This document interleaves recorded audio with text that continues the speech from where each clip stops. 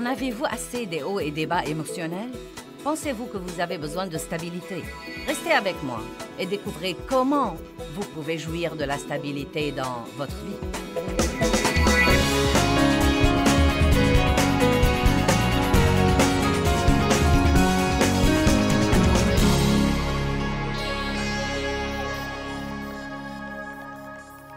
Je veux vous parler ce soir de vous libérer de votre pensée trompée. J'ai essayé d'enseigner sur la pensée ce week-end et de parler, de changer la pensée et de la renouveler.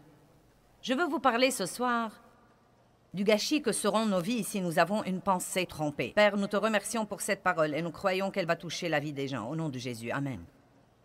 Deutéronome 11:16 dit « Gardez-vous de vous laisser tromper par votre cœur et par votre pensée. » Abdias 1:3 dit « L'orgueil de ton cœur ou de ta pensée t'a égaré. » Maintenant, l'orgueil vous fait croire que vous ne serez jamais trompé.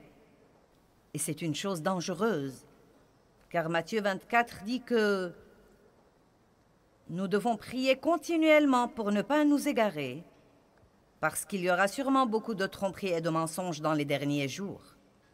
Je plains aujourd'hui les gens qui n'ont pas une foi solide en Christ, parce qu'il y a tant d'hérésie en ce moment et tant de théologie de compromis que ça représente un vrai challenge, un vrai défi pour les gens qui ne savent rien, de décider à quoi ils sont vraiment censés croire.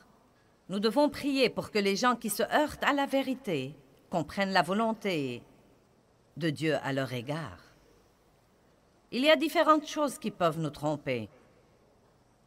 Les choses peuvent nous tromper. Elles peuvent facilement se présenter comme étant beaucoup plus importantes qu'elles ne le sont vraiment. Comme je l'ai dit dans un enseignement, si vous croyez que les choses sont importantes, allez dans un entrepôt de chiffonniers ferrailleurs et rendez-vous compte que ces trucs étaient le rêve de quelqu'un.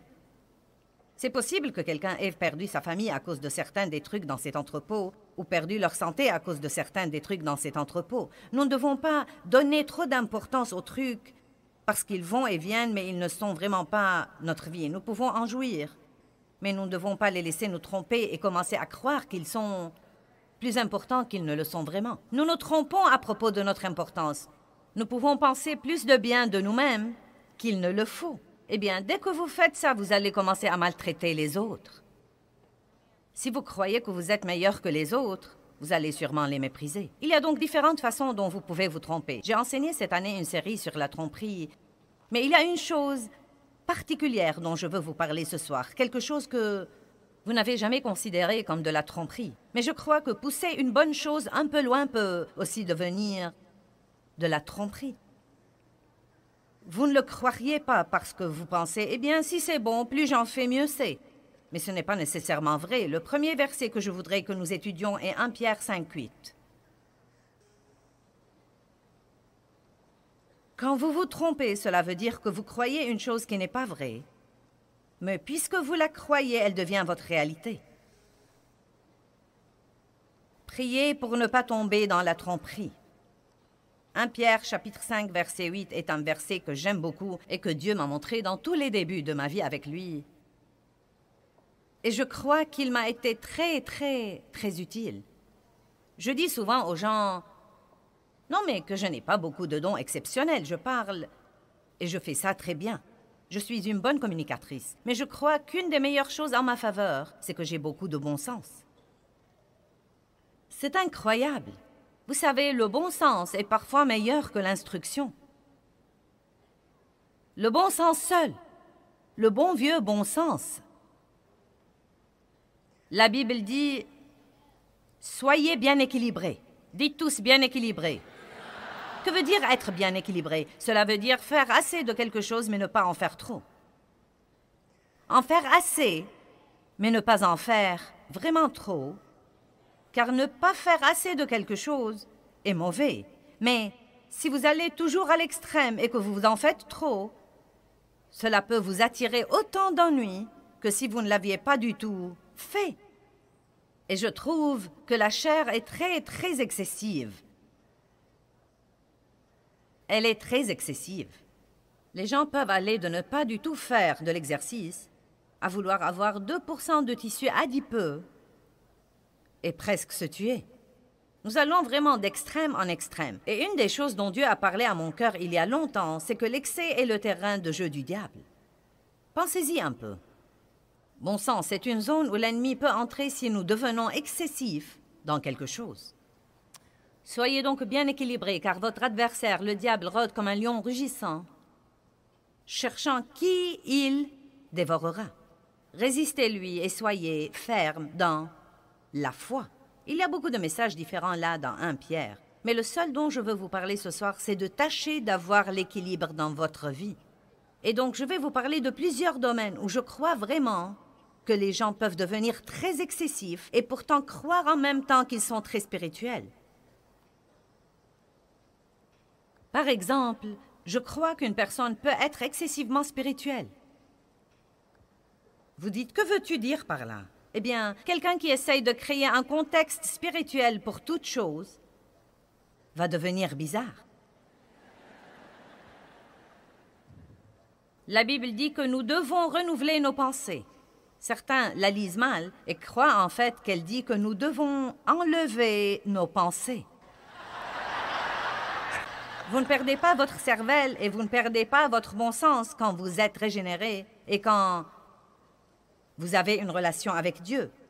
Être spirituel ne veut pas dire que vous êtes en train de flotter sur un nuage tout le temps et que tout dans la vie devient essentiellement spirituel. Il y a dimanche, mais il y a encore lundi, mardi, mercredi, jeudi, vendredi, samedi, dimanche, lundi, mardi, mercredi. Vous devez gagner votre vie. Vous devez vous entendre avec les gens. Vous devez payer vos factures. Vous devez nettoyer votre maison. Et vous ne devez sûrement pas parler partout le langage chrétien avec tous ceux que vous connaissez et leur donner l'impression que vous êtes fou. Comment est-ce que quelqu'un peut être trop spirituel? Eh bien, d'abord, il commence à négliger les aspects naturels de la vie quotidienne. Par exemple, peut-être qu'il prie beaucoup, mais il compromet sa santé. Vous ne voulez pas que je m'embarque là-dedans. Mais c'est pathétique ce que les gens abusent de leur corps. Ils ne dorment pas, ils mangent mal la plupart du temps, ils ne boivent pas assez d'eau, ils ne prennent pas soin d'eux-mêmes, ils ne font jamais de l'exercice et se sentent mal tout le temps. Je vais prier pour un miracle. Et il y a trop de ces trucs-là. Il y a des gens qui ne font pas ce qu'ils devraient faire et ensuite prient Dieu d'arranger les choses. Nous sommes les associés de Dieu et il nous mène et nous montre ce que nous devons faire. Dieu guérit les gens, mais il dit aussi « allez et ne péchez plus ». Et donc, pendant que vous recevez la guérison et l'exaucement et la délivrance de Dieu, apprenez une nouvelle façon de vivre. Ne faites pas la même chose stupide à n'en plus finir et ne vous attendez pas à un résultat différent. Allez maintenant, j'ai beaucoup de choses à dire ce soir et peu de temps pour les dire. Faites donc comme si vous compreniez vite. Combien d'entre vous savent que j'ai raison? Vous vivez stupidement, et vous sortez et vous utilisez vos cartes de crédit, et quand vous les épuisez, vous en prenez une autre. Vous l'épuisez, vous en prenez une autre. Vous vivez bien au-delà de vos moyens, et ensuite, vous allez à un service d'annulation de dette, et vous vous attendez à un miracle. Non, ce que vous devez faire, c'est de vous discipliner, de payer vos factures, et de ne pas dépenser excessivement. Commencez à mettre de l'argent de côté. Arrêtez d'acheter tout à crédit et apprenez à payer comptant pour quelques trucs. Patientez un peu et attendez pour acheter quelques trucs. Peut-être que ce n'est pas trop passionnant ce soir, mais ça va vous aider. Les gens comme ça, leur conversation avec les autres est excessivement religieuse. Ils n'ont pas assez de bon sens pour savoir, pour discerner à qui ils parlent. Maintenant, si je suis avec quelqu'un qui est sur la même longueur d'onde que moi, je peux lui parler d'une façon différente de celle de parler avec quelqu'un qui n'est pas chrétien, ou qui est un nouveau chrétien, ou qui est d'un certain milieu religieux et qui ne va pas comprendre beaucoup de choses que je dis. Une dame a dit ce matin qu'elle a un fils adolescent et qui lui a dit « Maman, madame une telle est régénérée et elle est la mère d'un des amis de son fils. » Il lui dit « Eh bien, elle est en fait très religieuse. Il dit quand elle ne parle que de la Bible et de Dieu et le Seigneur soit loué. Elle lui dit, crois-tu que je sois comme ça? Il lui dit, non, non, non, tu n'es pas comme ça. Vous voyez, la première chose que cet adolescent a remarqué, c'est qu'elle poussait la chose un peu loin. Elle a probablement de bonnes intentions. Elle est excitée de ce que Dieu a fait dans sa vie. Et elle veut juste le raconter à tout le monde. Mais vous savez, il vaut mieux parfois pour montrer quelque chose aux gens, de prendre un peu de temps, d'investir du temps et de les laisser voir que vous êtes différents, plutôt que d'essayer de leur caresser les oreilles avec la parole de Dieu.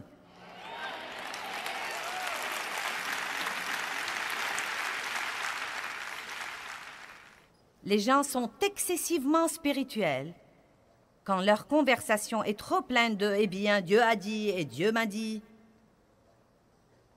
Car la vérité est que nous sommes menés par l'Esprit de Dieu. Nous sommes menés par la paix. Nous avons un témoin intérieur de ce qui est bon et mauvais, mais nous n'avons pas une conversation continuelle avec Dieu. Et ce que nous voulons dire beaucoup de fois, et vous savez, eh bien, nous avons quelque chose dans le cœur, où notre cœur est tranquillisé à propos de quelque chose, mais nous disons « Dieu m'a dit ». Et les gens qui ne comprennent pas ça se demandent « Pourquoi Dieu ne me parle-t-il pas ?» Et pas seulement ça, si vous voulez la vérité, bien de fois, c'est vous qui vous le dites et non pas Dieu. Et vous vous dites souvent ce que vous voulez écouter. Et si vous croyez que Dieu vous a dit quelque chose, priez là-dessus entre vous et Dieu. Vous n'avez pas besoin d'aller raconter à tous les autres, car la vérité est que même si Dieu vous a dit quelque chose, s'il ne le leur a pas dit, ils ne vont pas vous croire. Parce que si Dieu vous parle, vous avez la foi pour ça, mais si Dieu ne le leur parle pas, ils n'ont pas la foi pour ça. Quand j'ai commencé à raconter à tout le monde ce que Dieu m'avait appelé à faire, ils se sont moqués de moi. Eh bien, ça m'a beaucoup blessée.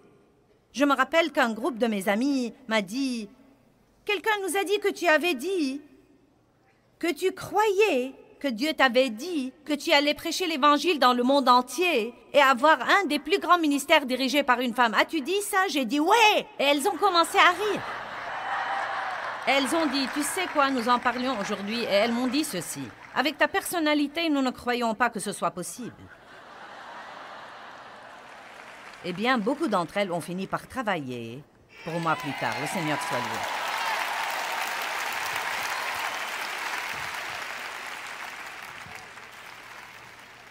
J'ai dû surmonter beaucoup de ces trucs aussi. Nous avons de bonnes intentions. Mais j'essaie...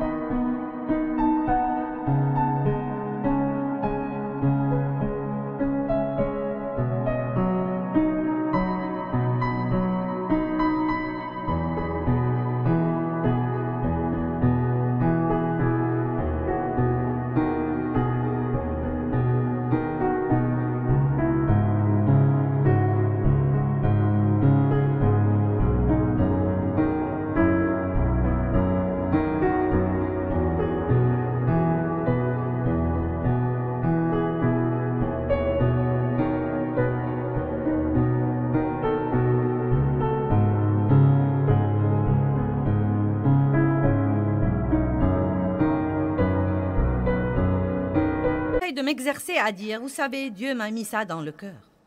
Je crois que c'est comme ça que Dieu me mène. Et plutôt m'éloigner de ces trucs qui donnent en fait aux gens l'impression que vous êtes plus spirituel et que vous les dépassez tellement qu'ils ne pourraient jamais être comme vous ou avoir ce genre de relation avec Dieu. Peut-être que certains n'aiment pas ce que je dis parce que vous aimez plutôt être ce genre de personne. C'est dur d'aller raconter à tout le monde que Dieu vous a dit quelque chose et qu'il s'avère par la suite que Dieu ne vous l'a pas dit et vous vous démenez pour faire que ça se produise. Quelqu'un est passé par là, a fait ça? Moi? C'est dur. Les gens qui sont excessivement spirituels utilisent des expressions religieuses avec des gens non sauvés qui sont complètement étrangers à ça. Quand vous êtes parmi des gens non sauvés, tâchez de vous comporter normalement. Oh Dieu, sois loué, frère. J'ai été coincé dans un embouteillage ce matin, mais Jésus est bon. Alléluia. Tu sais, ça n'a pas trop d'importance parce que le diable est sous mes pieds.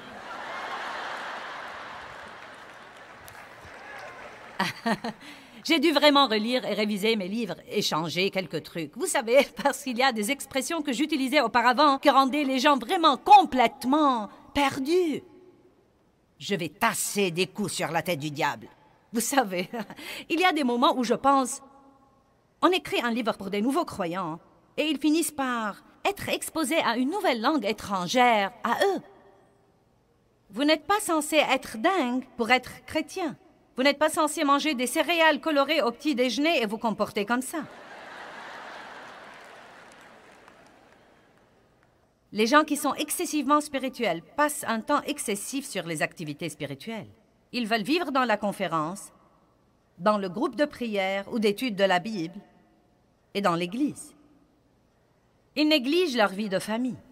Ils ne s'occupent pas de leurs affaires personnelles. Ils n'équilibrent pas leur chéquier. Avant d'aller ça et là pour chasser les démons, pourquoi ne pas prendre l'autorité sur un évier rempli d'assiettes sales?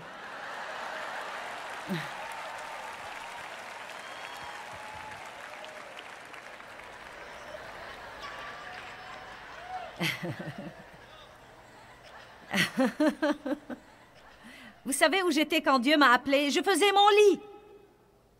Vous n'êtes pas censé faire quelque chose de spirituel pour que Dieu vous parle.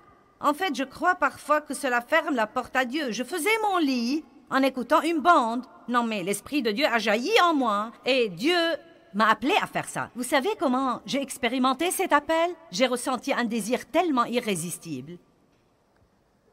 Et ça ne m'a jamais quitté. Et j'ai senti que Dieu m'a dit que j'allais enregistrer des messages et qu'ils seraient diffusés dans le monde entier. Et c'est exactement ce qui arrive aujourd'hui à travers la télévision et la radio et les livres, etc. Les gens peuvent même donner excessivement à tel point qu'ils ne pourvoient pas aux besoins de leur famille. Mon père avait de l'amertume dans son cœur parce que son père était un de ces types excessivement spirituels. Mais il était aussi méchant qu'un serpent à la maison. Il allait à l'église et donnait tout son argent alors que ses enfants n'avaient même pas de chaussures et ils allaient partout pieds nus. Et il faisait le religieux puis traitait tout le monde à la maison comme des chiens. Et je crois qu'à cause de ça, c'était une des raisons principales pour lesquelles mon père est devenu amer et son cœur s'est ouvert à beaucoup de mauvaises choses et il a fini par abuser de moi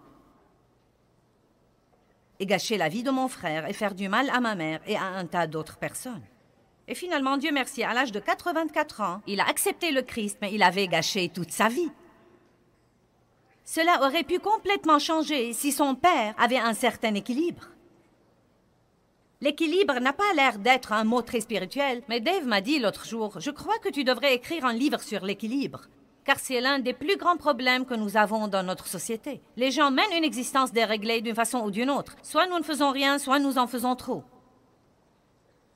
Et nous allons d'un déséquilibre à un déséquilibre à un déséquilibre. Je me souviens même que quand Dieu s'occupait de moi à propos de ma bouche, j'ai commencé à me rendre compte que je parlais trop et j'ai essayé de contrôler mes conversations, car je disais ce qu'il ne fallait pas dire et donc je me disais, bien, je vais réparer. Et donc, je ne disais plus rien.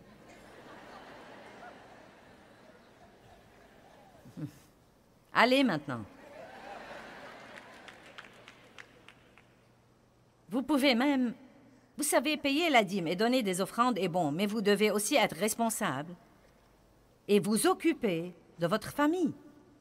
Vous savez, les gens peuvent commencer à croire que Dieu leur parle et ils font les choses les plus bêtes, les plus stupides, et je les plains parce qu'ils croient vraiment que Dieu leur parle. Vous pouvez tellement vous égarer si vous avez un esprit d'erreur. Vous vous trompez tellement que vous croyez que Dieu vous dit des choses qu'il ne vous dit pas du tout. Non, mais les choses auxquelles nous faisons face, parce que les gens perdent l'équilibre, et cela les ouvre à toutes sortes de trucs bizarres.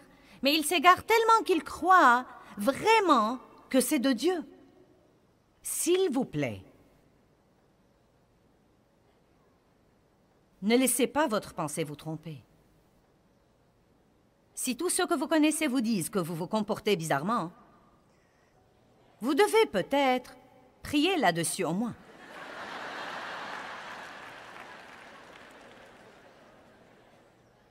Il y avait une dame qui s'est pointée. Nous avons toutes sortes de gens qui croient que Dieu leur a dit qu'ils sont censés tout vendre et venir travailler pour nous. Le problème, c'est qu'ils ne travaillent pas.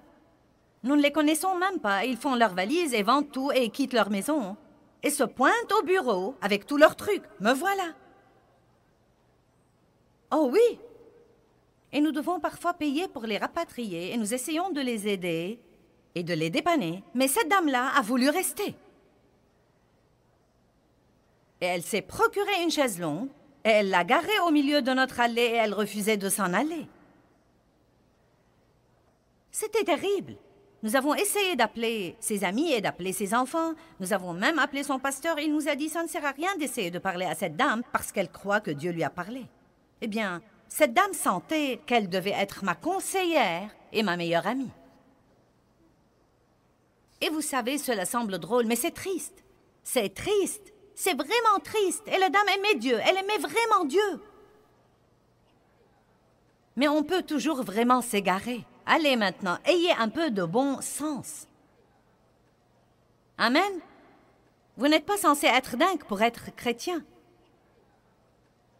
Payez vos factures, nettoyez votre maison, soyez gentil avec les gens. Oui, étudiez la Bible et priez et allez à l'église. Mais ne soyez pas tellement spirituel que personne ne peut s'adresser à vous et vous parler ou ne sait même pas communiquer avec vous sous quelque forme que ce soit. L'apôtre Paul dit dans la lettre aux Romains « J'ai appris à devenir toute chose pour tous ». Et je crois que nous devons, si nous sommes vraiment spirituels, nous devons savoir si la personne à qui nous parlons n'est pas prête pour ça.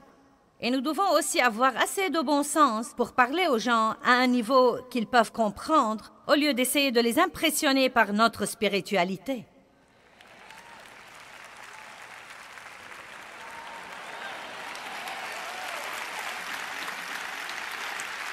Regardons 1 Timothée 5:8.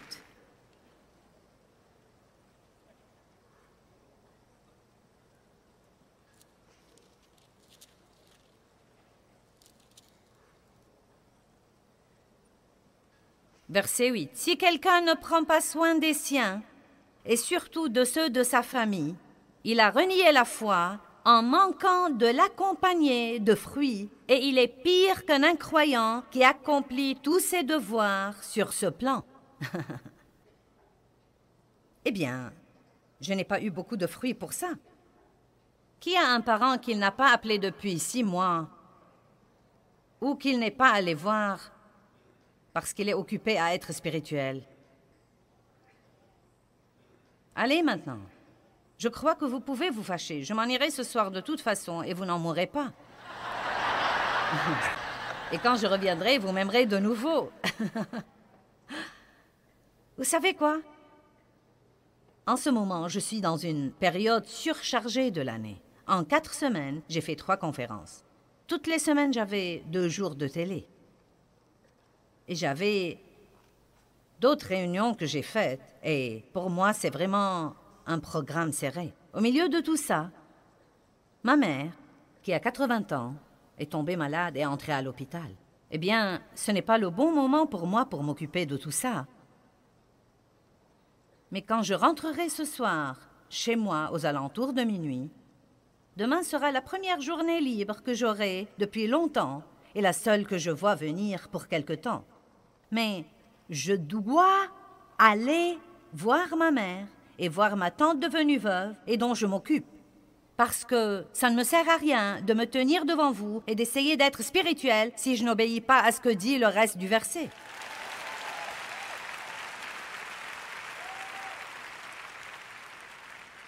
C'était si libérant pour moi d'arrêter de partager ma vie entre les choses spirituelles et les obligations. Quand je me suis rendu compte que c'était de la piété d'aller visiter et de m'occuper de mes parents âgés, que c'était de la piété de garder ma maison propre, que c'était de la piété d'équilibrer mon chéquier bancaire. Ces choses aussi sont de la piété. Combien d'entre vous sont d'accord qu'il y a des gens qui jettent tout ça par la fenêtre car ils ne veulent être que spirituels? Cela devient excessif et cause des problèmes.